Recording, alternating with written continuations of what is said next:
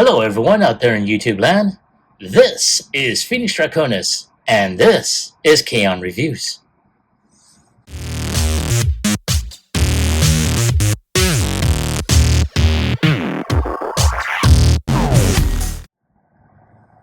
Now, as you saw in the intro, today's review video is going to focus on Transformers Studio Series 86, number 31, Galvatron, as he appears in Transformers the movie.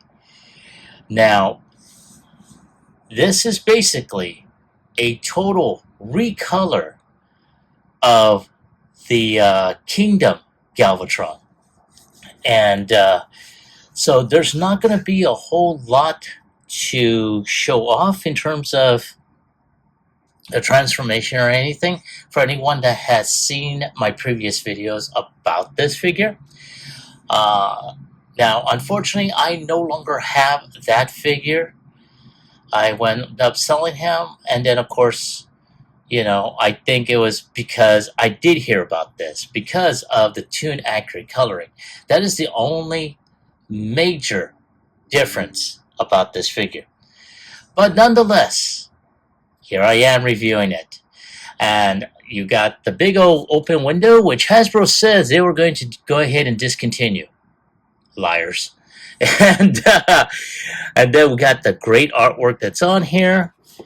Over here we got a close-up where he's scowling. On this side you have a full body shot of him scowling and holding the Matrix. Then we have the product shots here. Now, of course, it does say big screen inspired scale, detail, backdrop. And, of course, it repeats that in multiple languages. And, of course, it does say bad comedy.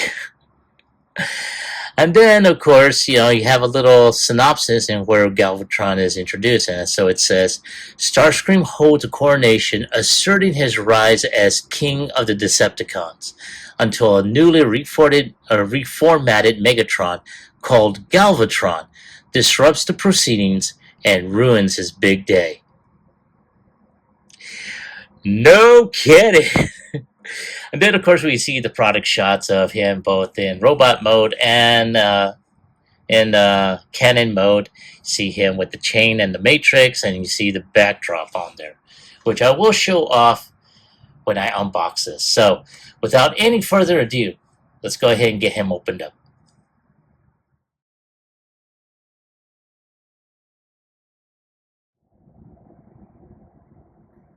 Behold, Galvatron.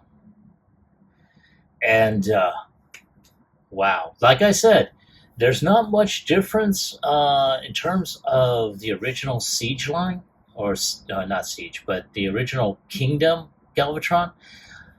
But I do like the tune-accurate coloring for this figure. It really is a better looking Galvatron than, I think it's just the coloring. That in itself just makes it a little bit better. It makes it more tune accurate. Now I have heard other people saying that his color kind of changed in the regular TV series. Okay, I think I saw that as well, but this stood out a lot better. Now, granted, it's the same mold from over 5 years plus, 5+ years ago. And, I really wish they did something a little bit different, especially towards the back area in his cannon, which you'll probably see. I'm not going to go through the whole spiel of the transformation. Maybe. I don't know. But he does come with his accessories. Now, as you can see already, already on him is his fusion cannon, which is a solid color, not the clear, shiny, orange-like one that we got with Kingdom. Not to say that there was anything wrong with it. It looked really good. But this one just speaks, tune accuracy on that one. Then, of course, you have the chain which holds the matrix already adorning him. So that's already good.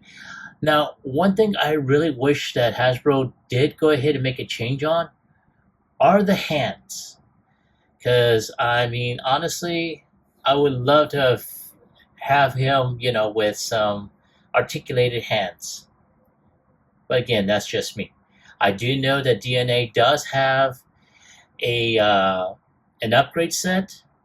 So if I wind up getting that, then I will be revisiting this figure again. But in addition, he also has these deals, which is supposed to be, his ship. Which, honestly, I really wish they had, instead of leaving it like gray plastic, I really wish they had molded this like in the purple and done some paint apps on this. I want to say I may do that myself. Honestly, I really cannot. I really wouldn't quote me on it. I'm not much of a customizer, and I think Toy Hacks has been the only customization tool I've used. I think the only time I've ever done any type of painting was with Earthrise RC when I got a third-party pylon set to replace that god-awful backpack that she had. And, yeah, that says it a lot. But yeah, I don't think I'll be using these at all. So they're probably going to much be a waste and go into the box. But there he is in his display. And let's go ahead and take a look at that, as a matter of fact. So let's get him out of there. And that is the scene where you see Starscream, in the center, being crowned for his coronation as Destron Emperor. And not a bad looking scene. Of course, what I will be doing with my Decepticon 86 shelf is be using this Galvatron as well as Scourge and Cyclonus, and I will more than likely use the coronation Starscream to create my own scene where Starscream is about to get blasted. But again, that's a preview that I will more than likely show off at a later video. But other than that, there it is. So give me a few months to take a few shots, and I'll be right back, possibly with transformation. Okay, one thing I forgot to do was talk about his articulation. So before I go further into this video, let's touch upon that. So here we have some really great details. I did forget to mention that. Really good molded details. Again, it's the same mold as the Kingdom one, except this time he's got some really good anime colored purple or bluish purple, and I mean he's really got a really great look on him. I'm going to go ahead and raise him up so you can see what I am seeing. There we go. So his head, I want to say, is on a ball joint. He can turn 360, look right, look left, look up a little bit, look down. Very nice. His arm can go 360, it can go up.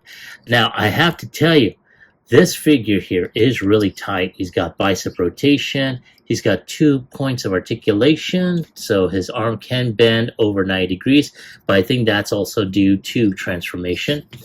As I mentioned earlier, he does have wrist rotation, but that is about it.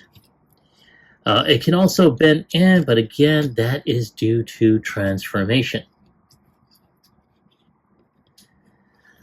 He does have waist rotation, though it is kind of hindered by the backpack here. He can bend down or kick up or sit down at around 90 degrees. He can kick back about a little over maybe 60 degrees, I want to say, but again, the backpack will hinder that. He's got knee bend at around 90 degrees. He's not able to kick back or front, but he does have ankle tilt, and good God almighty, this thing is tight as hell. Well, it can only go so far, though. It does, he doesn't have a wide range. He can do some really good stances. So, yes, not too bad. And I'm going to try and get him to stand up. Right there. There we go. And let's go ahead and... Oh, better yet. Yes, right there. So, yeah. So, I'm glad I was able to finish off this segment. So, give me a moment to go ahead, take a few shots, and I'll be right back with transformation.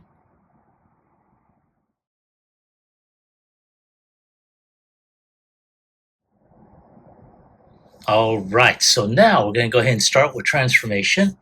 One of the first things we're going to do is take off his cannon. I'm going to go ahead and put the hands in, and that way they're already in his forearms. Now, for those that have not noticed or don't remember, there are tabs at the end where his,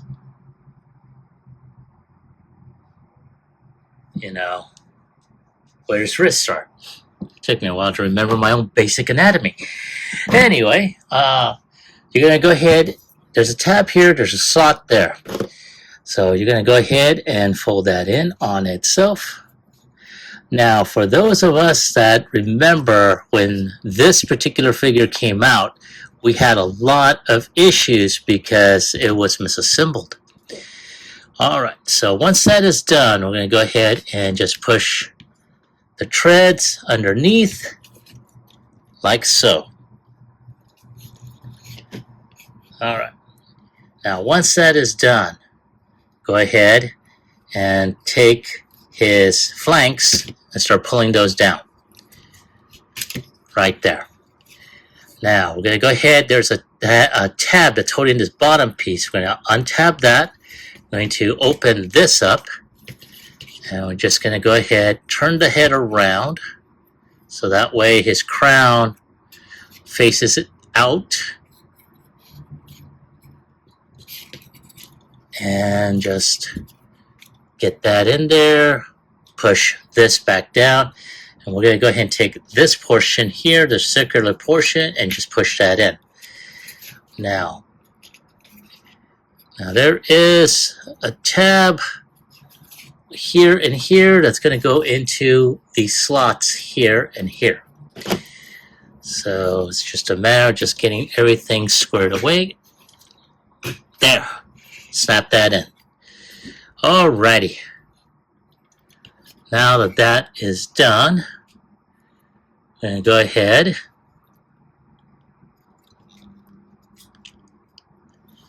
and just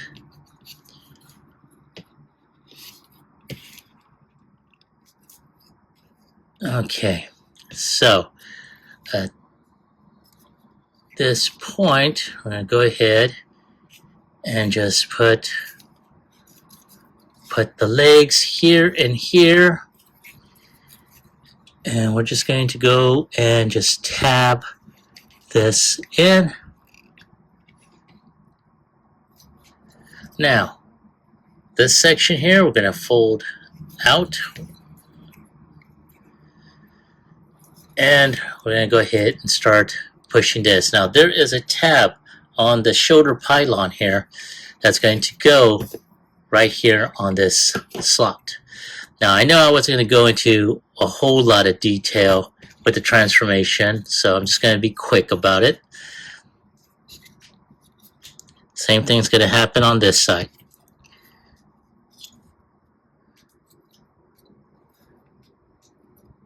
So it's supposed to go like so.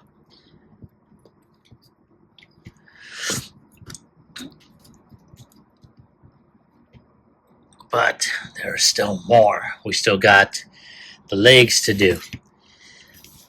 But in addition, we got this to just snap in like so. So it's all kind of on a rocker hinge in a way. So this, there's a not a tab, but there is a slot somewhere. You're just going to go ahead and just snap that in, and then this is going to snap right there.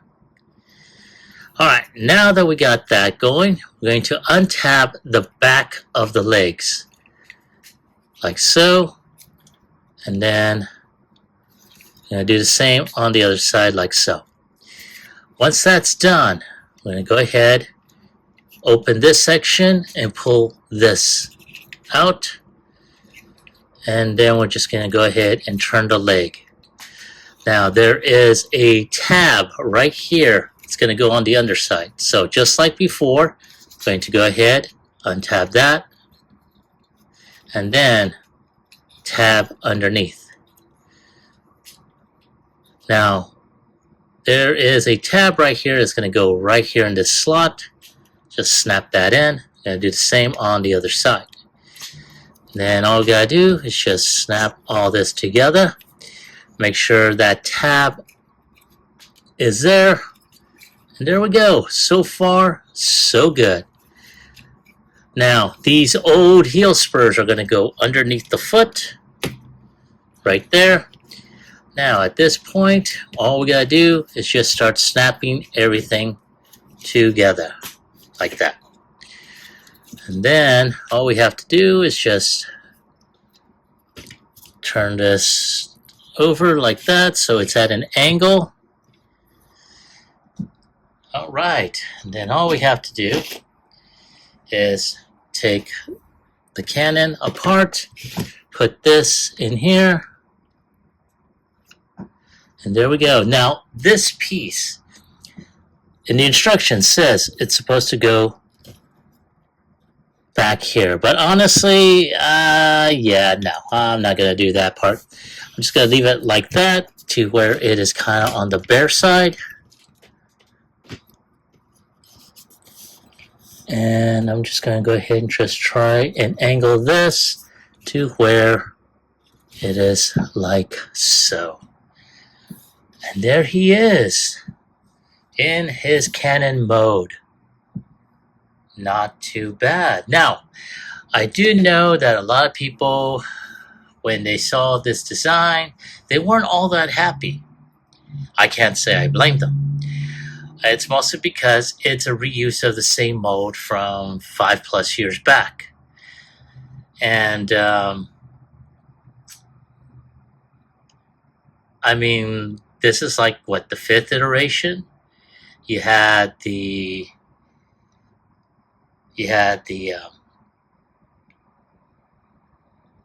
Kingdom one. Then you have the Generation Selects. Then you had the Legacy version, and I want to say there was a 4th one. I could be wrong though. Someone leave a comment in the comments to let me know whether or not there was a 4th one. I thought there was, but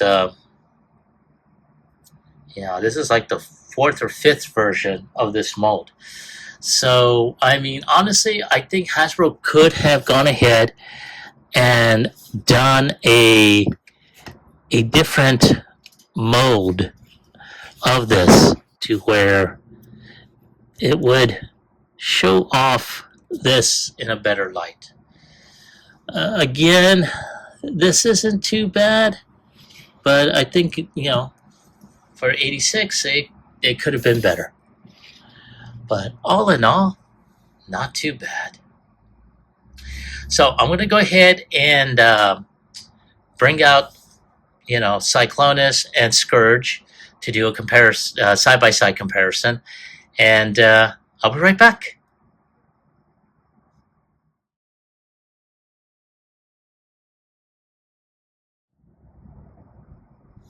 And here is Galvatron along with his warriors, Cyclonus and Scourge. And yeah, they scale pretty well, I have to say. I I've been wanting to go ahead and pull these two figures out to make my Decepticon 86 shelf. So this is a good start. And of course, I do have the Coronation Star Screen, which I will be utilizing for a scene on that shelf. So I'll take a picture of that when it's complete. But there they are. So I'm going to take a couple more shots, and when I come back, I'll give you my final thoughts as well as my score.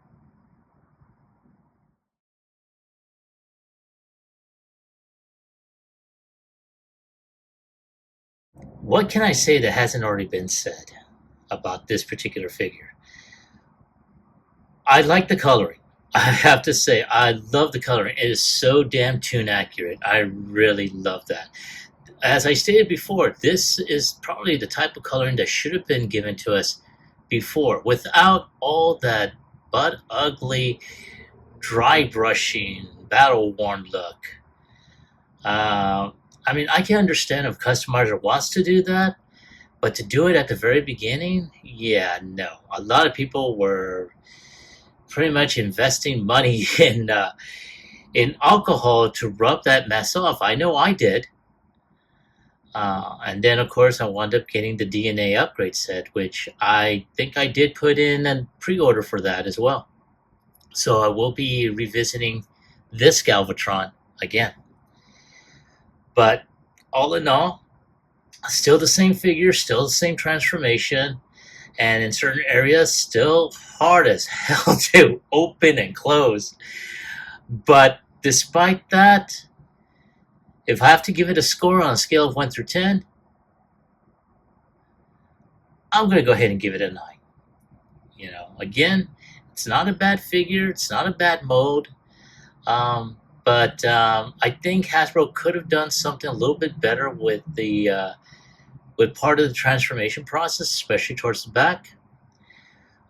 But you know, it is what it is. But that is my take on the figure. This is my score. I want to hear from you. Have you picked this figure up? And if so, do you like it? Do you hate it? Leave me a comment about it in the comment section down below. Like, share, subscribe to my channel. Click onto the bell icon so you can be notified when I post up new videos. This is Phoenix Draconis, and I will catch you all on the flip side. Peace.